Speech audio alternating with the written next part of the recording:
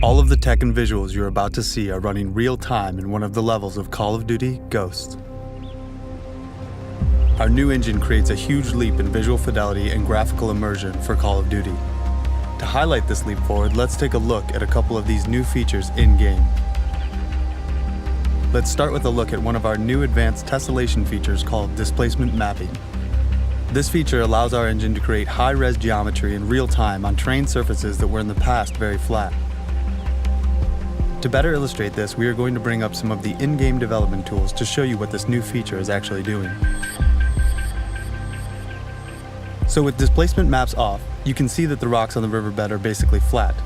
However, as we slowly turn on displacement maps, you can see real geometry. The rocks, the nooks, the crags actually grow. This is a significant increase in geometric fidelity that is happening in real time in our new engine. Another great new feature of the engine is called sub-D.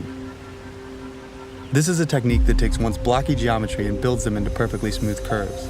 It's been used for a while by Hollywood and film, but the breakthrough for us has been utilizing it real time in engine. So as we look down the sight with sub-D turned off, you can actually see how the edges are jagged because of the normal poly count. So now with sub-D turned on, you can see that the normal poly count has been increased exponentially.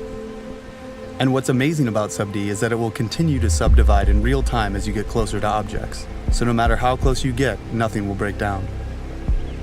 Now as you look at your player's hand and weapon with all the tech running, you can see how high-resolution textures, sub-D, the lighting, and other techniques allow us to show the most minute of details, like cuts, scrapes, and other natural imperfections. Also notice how the scope is now perfectly round. We've also implemented other features that further increase the natural look of the game. One example of this is how light affects the player's vision.